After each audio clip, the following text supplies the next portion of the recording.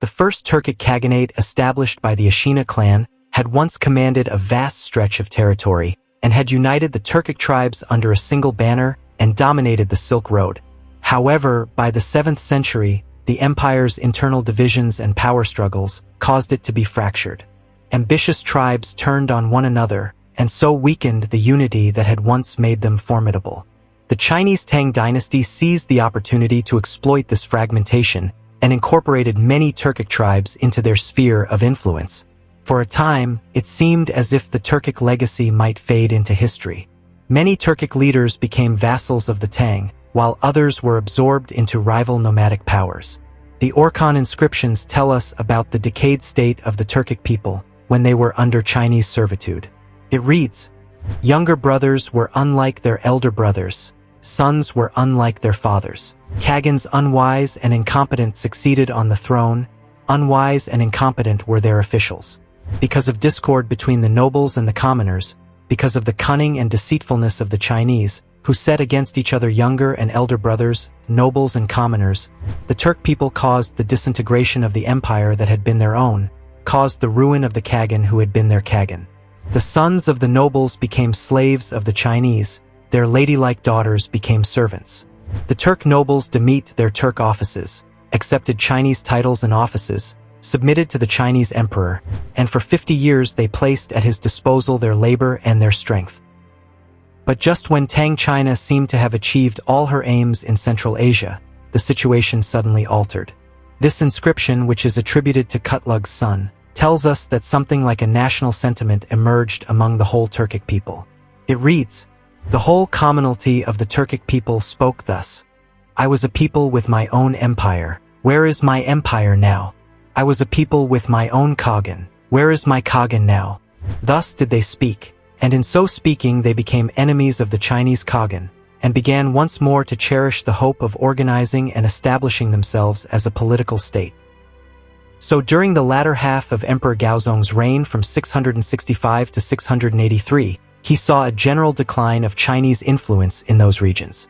From 665 on, the two groups of Western Turks, Nushi Pai and Tulu, revolted against the Khans appointed by China and regained their independence. More important than this, the Khanate of the Eastern Turks that was destroyed in 630 by Emperor Taizong was reconstituted under a descendant of the old royal family, Qutlugh Khagan, who is celebrated in the Koshotsedam inscription under the name of Eltarish Khagan. In the Orkhon inscriptions, Eltarish's son speaks about his father's deeds in this way.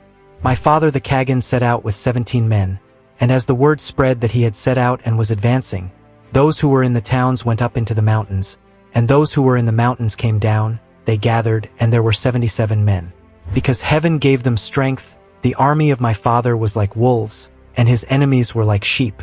Leading campaigns to the east as to the west, he gathered the people and made them rise. And altogether they numbered 700 men. When they were 700, in accordance with the institutions of my ancestors, my father organized those who had been deprived of their state, those who had been deprived of their Khagan, who had become slaves and servants, who had lost their Turk institutions. He led 47 campaigns and fought in 20 battles. By the strength of heaven, he deprived of their state those who had a state, deprived of their Khagan those who had a Khagan. He subjugated his enemies, and made them bend their knees and bow their heads." The Second Turkic Khaganate was reborn in its traditional homeland near the headwaters of the Orkhon River and the Otukhan Mountains, likely in the Kongai Range. This revival was led by Qutlugh, but he wasn't alone in his efforts. One of his closest allies was Tonyukuk, an intelligent and resourceful Turkic politician. Tonyukuk's story is a little interesting. His family had once held a high-ranking position in the Chinese administration. Because of this, Tonyukuk grew up with a Chinese education, learning about their culture, politics, and way of thinking. And so because of this background, Tonyukuk was a very unique figure and had a unique role among the Turks. When Qutlugh began his mission to restore Turkic independence, Tonyukuk joined him. He became Qutlugh's most trusted advisor and strategist, who used his deep understanding of Chinese politics to help the Turks. He knew the weaknesses of the Tang dynasty, which was struggling with court intrigues and a weak Emperor Gaozong. Tonyukuk's knowledge and experience gave the newly restored Khaganate an advantage in dealing with their powerful neighbor. One of Turkic Khagan's early achievements was bringing the Tokas Ogas, referred to by the Chinese as the Nine Clans, into his growing domain. This confederation of Teal tribes increased his strength significantly. Through their submission, Turkic acquired a considerable number of horses, a vital resource that was essential for continuing his military campaigns, some of which were aimed at China. Since the year 682, Qutlugh and Tonyukuk had raided the Chinese territories almost every year. After the death of Emperor Gaozong, his widow Wu Ho had seized the power. She was a fiercely tyrannical woman, but full of energy and was very good at governing. But she was less successful against the Eastern Turks, whose Khagan Qutlugh raided and ravaged the frontier districts of Shanxi and Hopi almost every year. She tried to outflank him by supporting the Turkish, a Turkic tribe that resided in the Semireki along the lower reaches of the Ili. But this attempt was fruitless because the Turkish Khan Wuchelo was defeated and taken prisoner by Qutlugh, and he was compelled to acknowledge his suzerainty. Turkic died of illness, and because his sons were young, his succession caused no problems. His younger brother, called Mocho in Chinese sources, ascended the throne. This is the Mocho, whom the Orkhon inscriptions designate by the name of Qapagan Khagan, the ruler who brought the fortunes of the Eastern Turks to their peak. Taking on the role of an influential figure in the political struggles at the Tang court, he cleverly positioned himself as the defender of the rightful Tang rule against the ambitious Empress Wu Ho. In an attempt to win his favor, Wu Ho proposed the marriage of her nephew to his daughter, but her plan ultimately failed. Mocho had a complicated relationship with the Tang dynasty. While pretending to support the Tang against their enemies, he continued launching raids into Chinese territory. In 694, he devastated Lingzhou and later raided Weizhou in 698 and brought destruction to these regions. During this time, Mocho briefly worked with the Tang dynasty to deal with the Khitan, a rising Mongol tribe in the Liaoxi region. The Khitan leader Li Xincheng had been an ally of Mocho and had defeated a Chinese army in 696. However, after Li Xincheng's death, the Khitan expelled his son and broke away from their alliance with the Turks. Mocho tried to intervene by invading Khitan territory to restore Li's son to power, but failed in his attempt. Realizing that the Khitan were now a threat to both the Turks and the Tang, Mocho joined forces with the Tang in a joint military campaign against them. Together, they crushed the Khitan by 697. In return for his help, the Tang court rewarded Mocho generously with silk, rice, weapons, and other goods. Despite this cooperation, Mocho resumed his raids on Chinese territory. He attacked several key regions, took captives, and plundered their resources. His forces repeatedly defeated Chinese armies, as is celebrated in inscriptions that recount his nephew Kul Tegin's valor in battle. Mocho also expanded his dominance over other Turkic tribes. In the east, he defeated the Bayerku near the Karelin River, and in the north, he subdued the Kyrgyz in the Tanuola Mountains. In the west, he brought the fragmented Turkic tribes, including the Tulu and Nushapi, under his rule by 699. And in this way, he effectively rebuilt much of the Turkic Empire, from the Chinese frontier to Transoxiana.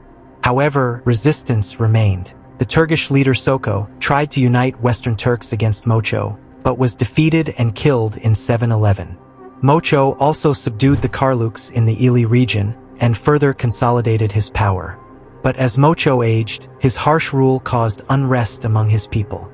In 716, the Bayerku revolted, and while Mocho defeated them near the Tula River, he was ambushed and killed during his return. His head was sent to the Tang capital as a symbol of his demise, and this marked the end of his reign. After the death of the formidable Turkic ruler Qapagan Khagan, a period of chaos took over the empire. Qapagan's son Bogu failed to assume his father's mantle effectively, leading to a swift and bloody power struggle. Bogu, along with his brothers and most of Qapagan's close relatives, was executed in a revolt led by the Kul Tegin, Qapagan's nephew and son of the earlier ruler Qutlugh Khagan. Despite his central role in the revolt, Kul Tegin did not claim the throne for himself. Instead, he installed his elder brother, Emokilin, known in Turkic as Bilga Khagan, as the ruler of the empire. He recognized his brother's wisdom and supported him in restoring order to the fractured empire. The two brothers worked in remarkable harmony, and they were also guided by the sage Tonyukuk, a statesman of extraordinary experience and wisdom. Tonyukuk had now served under multiple rulers, including Elish and Qapagan, and even after initially supporting Bogu, he survived the purge due to his immense authority, advanced age, and his status as Bilge Khagan's father-in-law. Tonyukuk's contributions were invaluable. He was a staunch defender of Turkic traditions. He opposed the adoption of Chinese customs and rejected Buddhism and Taoism as unsuitable for a warrior nation. He argued that the Turks' survival depended on their mobility as nomads, their resilience in the harsh steppes, and their ability to adapt quickly in war. Settling in walled cities or adopting foreign religious philosophies, he warned, would weaken their martial spirit and leave them vulnerable to the Chinese. His arguments were encapsulated in his famous counsel reported in the Chinese source. The Tu Chui number but 1 to every 100 of the Chinese. They seek water and pasture, they hunt. They have no fixed abode, and they practice warfare. When they feel that they are strong, they advance. If they believe themselves weak, they retreat and hide. In this way, they compensate for the advantage which the Chinese possess in their superior numbers, an advantage of which they can make no use. If you establish the Tu Chui in a walled town and are beaten, though it were only once by the Chinese, you will become their prisoner. As for Buddha and Lao Tse, they teach men gentleness and humility, and such learning is unsuited to warriors. Under Bilge Khagan's rule, supported by Kul Tegin and Tonyukuk, the empire saw both challenges and triumphs.